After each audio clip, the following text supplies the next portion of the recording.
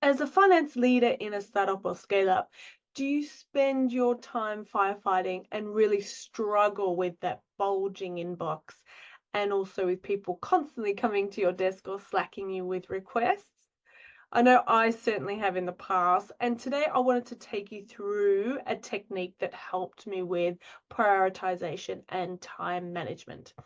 Hi, my name's Alysha Randall, and I am a fractional CFO for startups and scale ups. And I also train new and aspiring CFOs in this space. And as I mentioned, I wanted to go through time management. It is really tricky dealing with that bulging inbox and all of the deadlines when you're a finance leader. With leaderships in general, but I feel particularly in startups or scale ups, it really can get out of control. So there is one technique that I use still today. I've used it for quite a number of years. You may have heard it before, and it's called the Eisenhower Matrix. Okay, so this is the Eisenhower matrix. You can see it's pretty easy, relatively straightforward.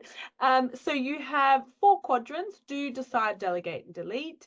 And then there's urgent, not urgent, important, and not important across down the side. So if we start with the most urgent and the most important, and that is the do quadrant. So this is your firefighting quadrant. This is the one that'll be quite familiar to you as somebody who works within startups or scale ups. You will be doing quite a bit of firefighting. The challenge for you in this quadrant is establishing that it is in fact urgent and it is in fact important.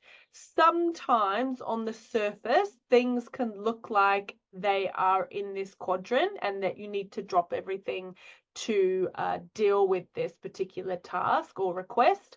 However, it's potentially not as urgent as or as important as either you first thought or the person asking for you to do this first thought. So this is really you're going to lose customs, you're going to lose revenue, you're going to lose cash, those kinds of things, going to lose reputation, you're going to lose your regulatory requirements, you're going to break contracts. All of those things are what sits in here.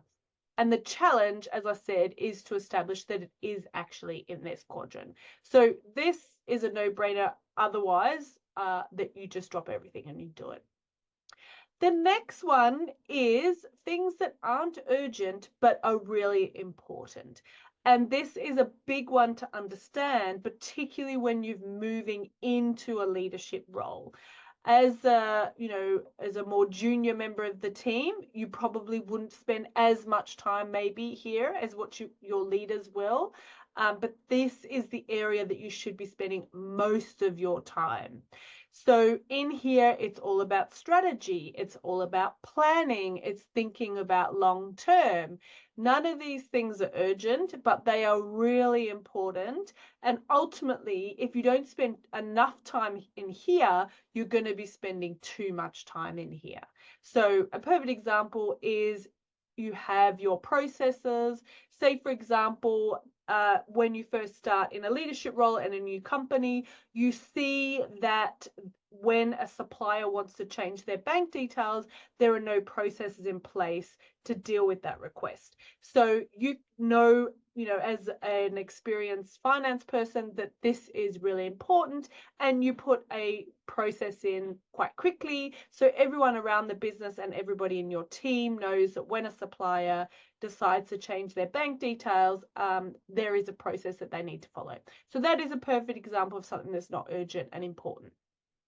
If you started in this new company, you didn't pick up on this, or you decided that it wasn't important enough to warrant your attention, and all of a sudden your accounts team come to you and tell you that they have accidentally transferred $5,000 or pounds to a hacker because they were a hacker impersonating to be a supplier, and therefore change the bank details for this supplier.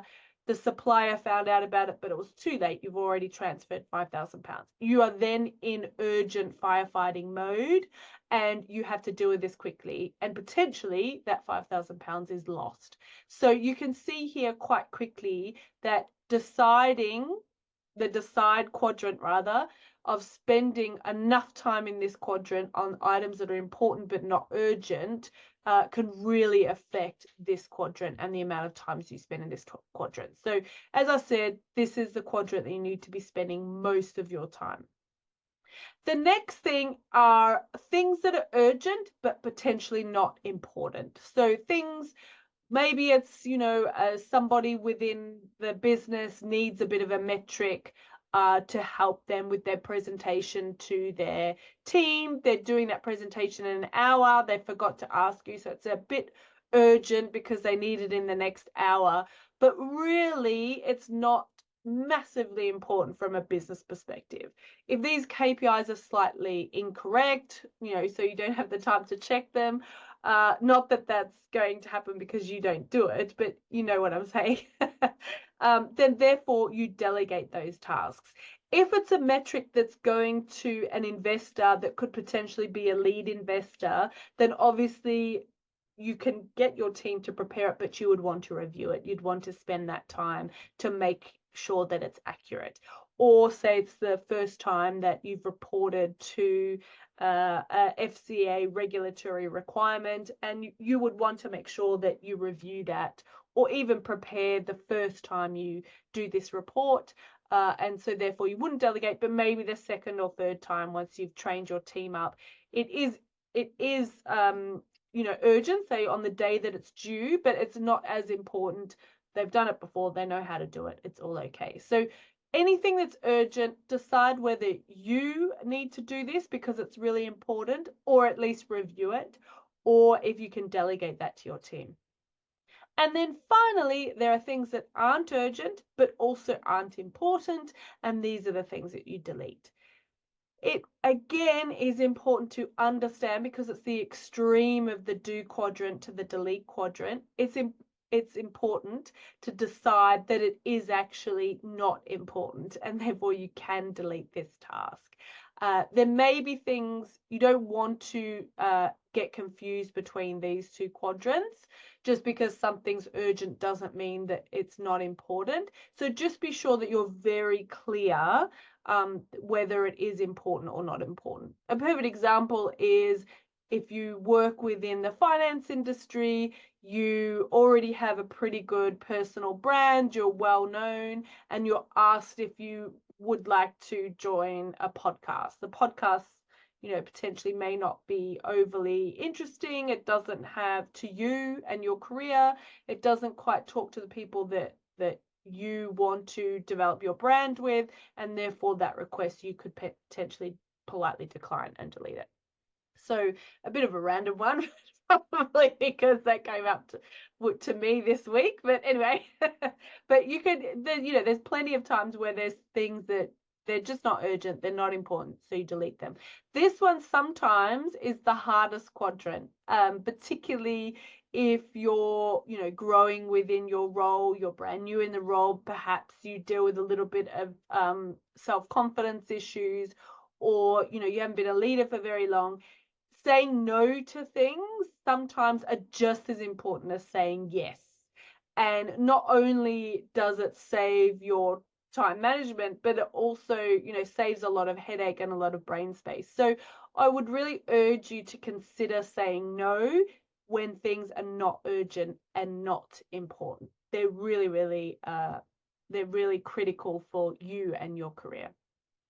Okay, so that's the technique that I use. As I said, I still use that today. I still classify things between those four quadrants. So if you would like more leadership tips and tricks, essentially, that I use as a finance leader, then feel free to take a look at our leadership guide. It's free to download. I'll leave the link below, and you can have a look at that, and that will help you with moving into that leadership, or really enhancing that leadership role within a startup or scale up. So thanks so much for watching. Please click on subscribe if you haven't already, and I'll see you next week. Cheers.